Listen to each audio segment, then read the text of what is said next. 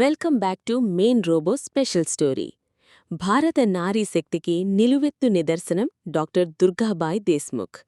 ఆమె జీవితంలో ఒక అద్భుతమైన సంఘటన ఉంది. 1921లో కాంగ్రెస్ కాన్ఫరెన్స్ కోసం గాంధీజీ కాకినాడ వచ్చారు. అప్పుడు కేవలం 12ఏళ్ల వయసున్న దుర్గాబాయ్ అక్కడ స్వచ్ఛంద సేవకురాలిగా బాధ్యత తీసుకున్నారు. టికెట్ లేనిదే ఎవ్వరినీ లోపలికి రానివ్వకూడదనేది ఆమెకిచ్చిన రూల్.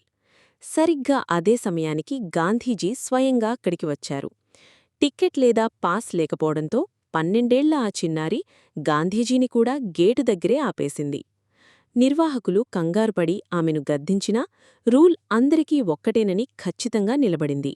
ఆ చిన్నారి నిబద్ధతను చూసి గాంధీజీ ఎంతో మురిసిపోయి ఆమెను ఎంతగానో అభినందించారు. ఆ తర్వాత ఆమె గాంధీజీ బాటలోనే నడిచి దేశసేవకు అంకితమయ్యారు. స్వాతంత్ర్య సమరయోధురాలిగా, సుప్రీంకోర్టు లాయర్గా, రాజ్యాంగ పరిషత్ సభ్యురాలిగా దేశ నిర్మాణంలో కీలక పాత్ర పోషించిన దుర్గాబాయ్ దేశ్ముఖ్ గారి గొప్పతనాన్ని ఇప్పటి తరానికి తెలియజేసే ప్రయత్నమే main robo special story. Durgabai Deshmukh గారి గురించి మీకు తెలిసిన మరిన్ని ఆసక్తికరమైన విషయాలను కింద ఉన్న కామెంట్ సెక్షన్లో తప్పకుండా తెలియజేయండి. ఈ వీడియో మీకు నచ్చితే లైక్ చేయండి, మీ ఫ్రెండ్స్తో షేర్ చేయండి. అలాగే మెయిన్ రోబో ఛానల్ని సబ్స్క్రైబ్ చేయడం మర్చిపోకండి. Thank you. ఈరోజు ఒక ధీరవంతురాలు, ధీమంతురాలు, ముఖ్యంగా న్యాయవాదిగా, సంఘ సేవకురాలిగా, రాజకీయ మహిళా చైతన్యానికి నిలువెత్తు నిదర్శనంగా, భారత స్వాతంత్ర సమరయోధురాలుగా విశిష్టమైనటువంటి గుమ్మిడాల దుర్గాబాయ్. అలా అంటే అందరూ వెంటనే గుర్తుపట్టలేరేమో కానీ దుర్గాబాయ్ దేశ్ముఖ్ అంటే అందరికీ చిరపరిచితమైనటువంటి విషయం. అటువంటి ఒక ధీమంతురాలు దుర్గాబాయ్ దేశ్ముఖ్ 15 జూలై 1909లో జన్మించి 9 మే 1981 తర్వాత భౌతికంగా లేకున్నా ఎప్పటికీ చిరస్మరణీయులుగా మహిళా విముక్తి, ప్రజా పోరాటం, ఆ విశిష్టమైనటువంటి దేశ చైతన్యం కార్యకర్తగా, చాలా విశిష్టురాలిగా అందరికీ చిరస్మరణీయురాలు.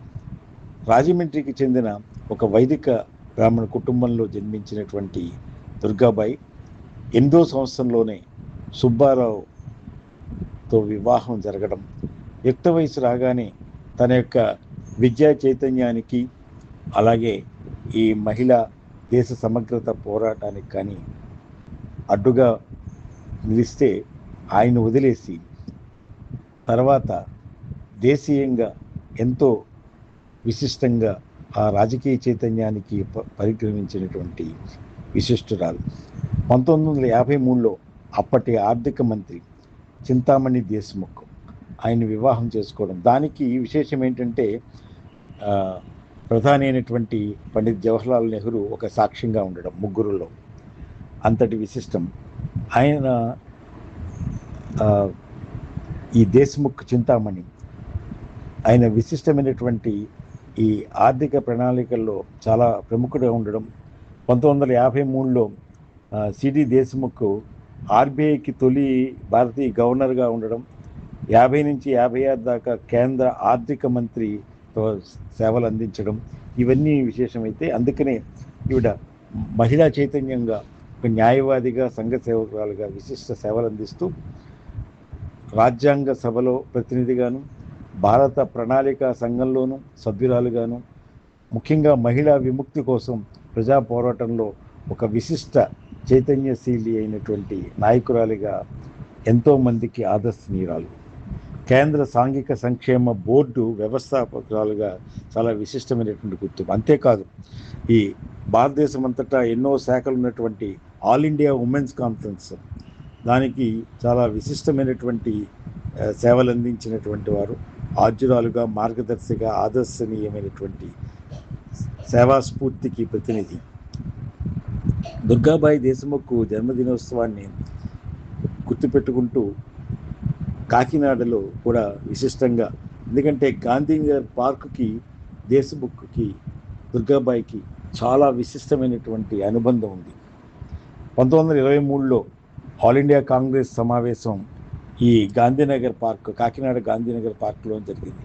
ఎంతోమంది విశిష్టమైనటువంటి రాజకీయ ప్రముఖులు అందరూ రావడం, ఎందుకంటే గాంధీ నడయాడినటువంటి ఈ స్థలంలో ఆ రోజు వచ్చినటువంటి విశిష్ట కార్యకర్తలందరినీ ఆదరిస్తున్నప్పుడు, ఆదరంగా ఆహ్వానిస్తున్నప్పుడు గేటు దగ్గర ఆ ప్రవేశానికి దగ్గర దుర్గాబాయి దేశ్ముఖ్ ఒక క్రియాశీలక కార్యకర్తగా తను నుంచునుంది.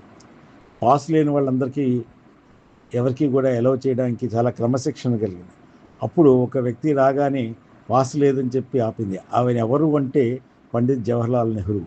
నెహ్రూను కూడా పాస్ లేదని చెప్పి ఆపగలిగినటువంటి ధీమంతురాలు, ధీరవంతురాలు అని చెప్పచ్చు. ఆ విధంగా కాకినాడకి దుర్గాబాయి దేశ్ముఖ్ యొక్క విశిష్టత. అదే పార్కులో ఇప్పుడు అక్కడే ఆవిడ యొక్క విగ్రహం, ఆ విగ్రహం దగ్గర ప్రతి ఏడాది కూడా ఆవిడ జయంతిని చాలా విశేషంగా జరుపుకోవడం ఆ పార్కులో 2010లోనే దుర్గాబాయి గారి విగ్రహం పెట్టడం జరిగింది. ఆ విగ్రహాన్ని అప్పటి రాజకీయ ప్రముఖులందరూ పెట్టడం, ఢిల్లీ కేంద్రంగా ఆల్ ఇండియా ఉమెన్స్ కాన్ఫరెన్స్ స్త్రీల అభ్యుదయం కోసం పనిచేసినటువంటి ఒక జాతీయ మహిళా సంస్థగా ఈ ఆల్ ఇండియా ఉమెన్స్ కాన్ఫరెన్స్ ఎన్నో సేవా కార్యక్రమాలు చేపట్టినటువంటి ఏకైక చిరునామా సంస్థ కనుక దానికి విశిష్ట స్ఫూర్తివంతమైనటువంటి ధీమంతురాలు దుర్గాబాయి దేశ్ముఖ్. ఆవిడ పద్మవిభూషణ్ కూడా అందుకున్నటువంటి ఒక మేధాశక్తి, క్రియాశక్తి, క్రియాశీలక శక్తి. అటువంటి ఆవిడ జయంతికి అందరికీ కూడా విశిష్టమైనటువంటి ఒక స్మరణీయమైనటువంటి, ఎందుకంటే రాజమండ్రి బాలికల పాఠశాలలో ఒక హిందీ విద్యను ప్రవేశపెట్టడం, ఆంగ్ల మాధ్యాన్ని రుద్దుతుంటే దాన్ని నియంత్రించేందుకు ప్రయత్నాలు చేయడం, ఇవన్నీ ఒక ఎత్తు అయితే ఆవిడ యొక్క చైతన్యం ఎంతంటే ఆవిడ ఆత్మకథ రాసుకున్నటువంటి ఒక పుస్తకం, అది అందరికీ కూడా చాలా ముఖ్యమైనది. ద స్టోన్ దట్ స్పీక్ అంటూ అనే పుస్తకంలో ఎన్నెన్నో విషయాలు, ఎందుకంటే ఈ మహిళా చైతన్యానికి బాసటగా నిలిచేటివన్నీ కూడా కనిపిస్తాయి మనకి. ఒక